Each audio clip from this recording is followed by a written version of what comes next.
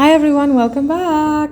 Today we're gonna do some stenciling. Well, we're gonna create a stencil.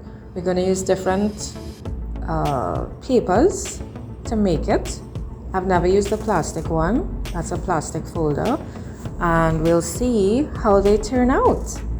So I printed some images that I would like to make a stencil of that I don't have, and just try them and see how it goes.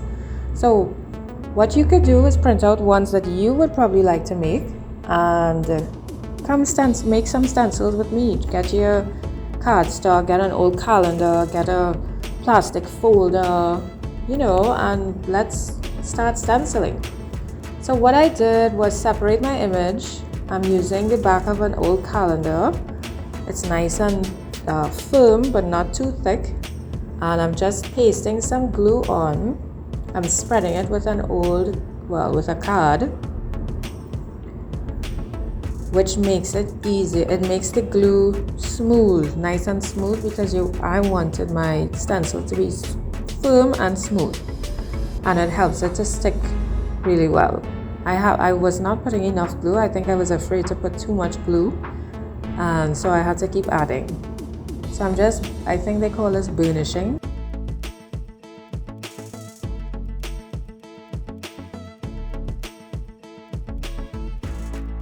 Burnishing the image. I'm smoothing out all the glue below, trying for there not to have any lumps and bumps and ridges in my image. So I set that aside to dry. It has to dry really, really well before I cut it out. So now this one is a piece of old card that I had in my stash. So I'm doing the same thing. I'm applying the glue to the back of the image. It's regular school glue.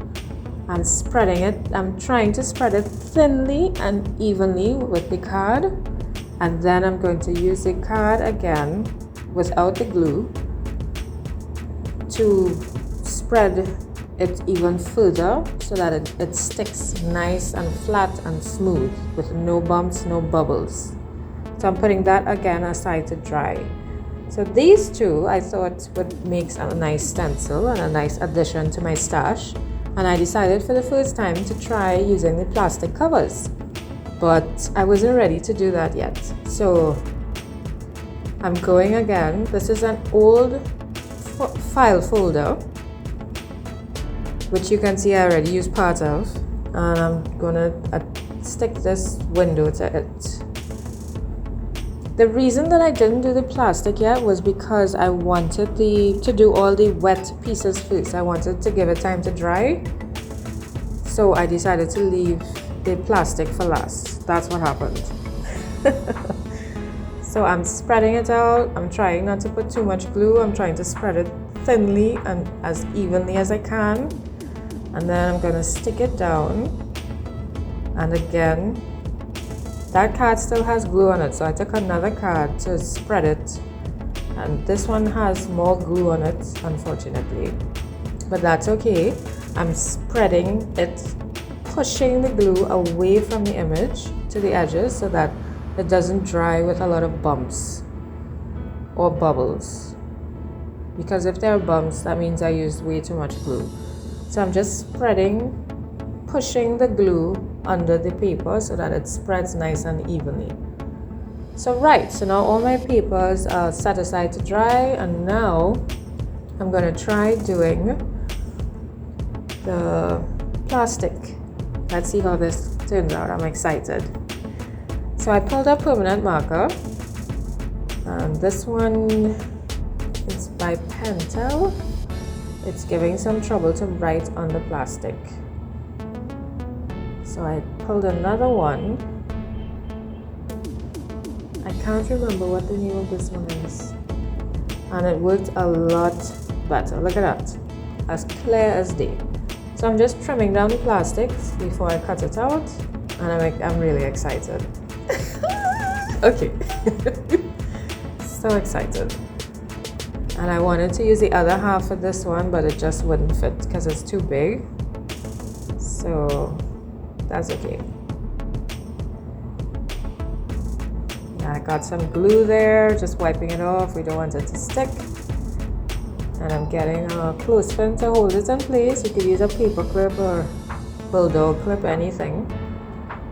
I need to get rid of that marker. And now I'm going to trace out my image again. Take your time. Try not to let the paper or the plastic move around, because you want to get an exact enough image on the plastic. And what's cool about this is I still have my images that I could use. So I could make another one, or I could make a paper one if I want, or I could even cut it up and use it in a piece, which is cool. So now let's start cutting. I'm still giving my images time to dry, so I'm going to cut out the plastic ones first. So this was a bit difficult. You have to make sure that your craft knife or your X-Acto knife or whatever blade you're using, you have to make sure that it's sharp, so you get a nice clean cut. And just keep shifting around your paper. You also have to hold it down so that there's no bunching. I had some of that happening, but if you don't mind doing it, which I don't, it's nice and relaxing actually. It can be tedious and tiresome on your hands because of how you have to hold the blade, but look how good that came out. I love it. I really, really like it, and I can't wait to try it. Oh my gosh! Okay, so now I'm going to cut out my door. Usually when I'm doing paper stencils, I try to cut all my, similar lines first. So all my down lines I'll cut, then my cross lines, instead of turning it every second. With the flower it's different because, the shapes are very different, but with basic shapes like this, the door, it's, I try to do all the similar lines first. So I couldn't get into my door knob, so I just cut a little notch there so I could get in, and I'm just punching in my circle until I get a decent enough looking circle instead of a jagged circle, because it's kind of jagged and I had to keep punching on the circle for it not to be, a weird looking doorknob. So now I've decided to cut a frame around my door instead of just leaving those those spaces in the door. And here I'm trying to decide how to cut it, because I was going to cut all around, but if I did that, then the entire door would have come out and that didn't make sense. Well, actually it could. I could always do another one. So now I'm trying to decide if I should leave it. I keep turning it around because when I turn it around, I don't see the image and I just see what the stencil could look like. So I just cut up to a certain point so that the door would still, I cut out on top there by mistake. I wasn't supposed to cut so high up. So I'm just sticking it back with a piece of masking tape. And it's fine. So sometimes with these things, for me when I'm cutting, I have to decide what to cut and what not to cut. It's not as straightforward as the drawing shows, because sometimes if you cut wrong, then the entire image comes out and then it's kind of like you wasted your time and you have to start over. So again, I'm cutting all my lines coming across this way, and then I'll turn it and cut it the other way. It's just easier for me. And I cannot wait to use these smaller pieces. They are so awesome. I'm so excited. Oh my gosh, look at those pieces. They're yummy. I'm so excited. I love how this piece looks. Look at that. I love it. Love, love, love it. So I just decided to cut a sliver at the bottom. And I think I'm trying to decide if to do the sides or if to leave it. When I turn it around, I see it better. So I decided to leave it. When I turn it, I see how the stencil is going to look. That's why I keep flipping my card.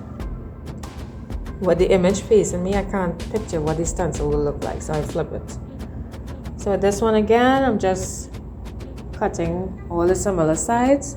And I'm also trying to decide, as I'm cutting, how I'm going to do my frame, if I should do a frame.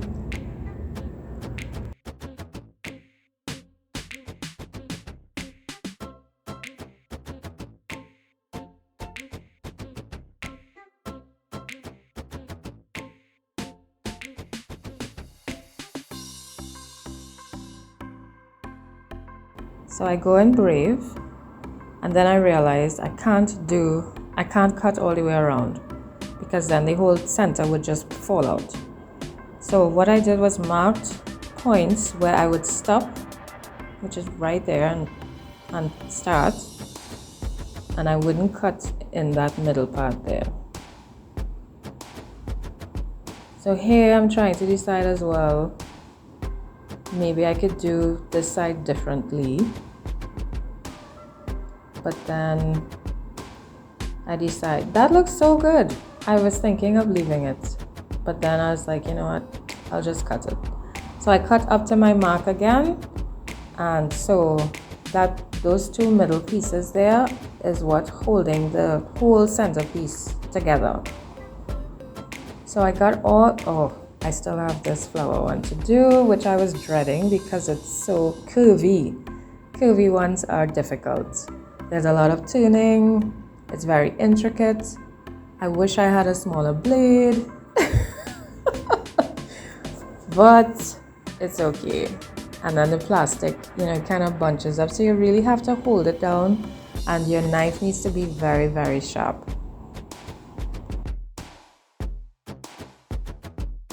See, I switched out my blade. I couldn't take it anymore. This one was a bit sharper, and therefore it's easier to use, less stress. So I did the stems first, and then I decided that I would work on my petals, and I like how it looks. Now, because it has the two centers, I'm trying to decide if I should try and get the center part with the two lines. I don't know if I'm explaining it properly, but then I decided I won't bother. I'll just cut out the whole thing, and it'll just be one big petal. And if I want to, whenever I'm stenciling, I could always draw it in or paint it in. It would have been too... I wasn't in the mood. It would have been too much and too intricate, and I didn't want to mess up the leaves, so the petals. So that's it. Look how pretty. I'm so excited to use them. Oh my gosh. Okay, so now I'm just cleaning up a tiny bit. I'm getting a little sketchbook so that I could test my stencils. I hope y'all are doing it too. Y'all are cutting out your stencils and gonna test them as well. It's so exciting. So I'm using a regular makeup sponge, and this is Tempera paint, and I'm just dabbing it through the stencil. It shifted, darn it. But yeah, just sending it through, and I actually like how it feels. I like how it looks. It's my first look at that. It's so pretty, and I can't wait to do the other one. Oh my gosh. This one is acrylic paint. So the Tempera paint is more it's not like acrylic, so it would spread. So with this image, I'm just taking a baby wipe and I'm rubbing off the paint that's on the stencil through the stencil. So that's what that image is. And then I'm just dabbing my page with the dirty wipe.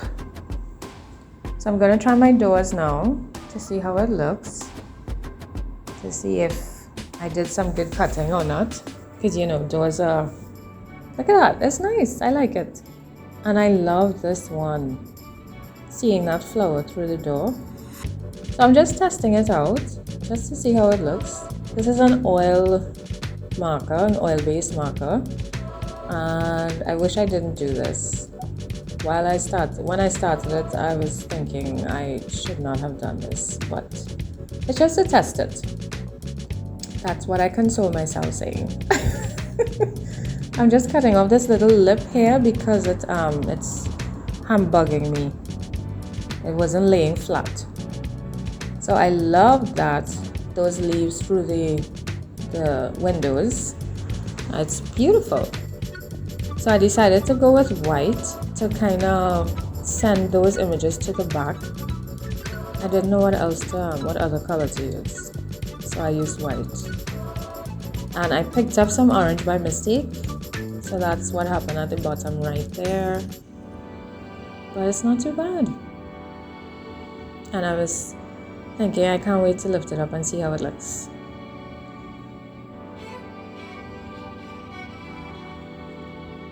Pretty!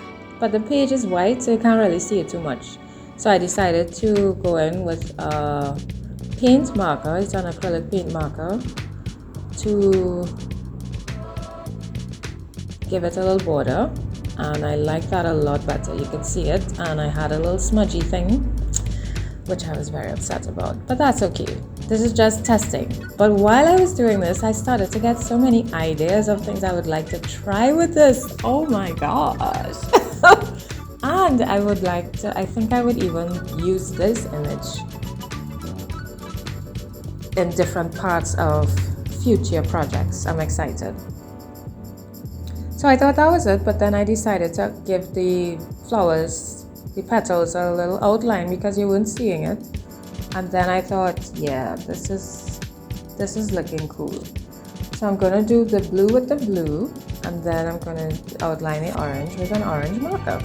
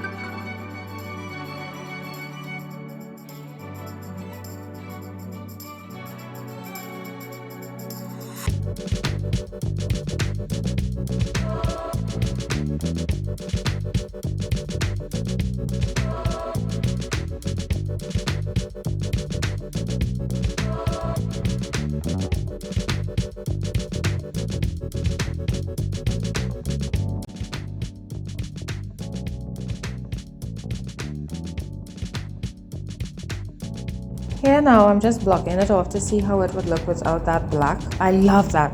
That one is so cool. I wish I didn't do the black, but that's okay. So thank you so much for watching, and I hope you created some stencils too, and I hope you're gonna use them. It's awesome. Use what you have. Use your papers, use your plastic. Make some stencils. Thank you so much for watching. Bye.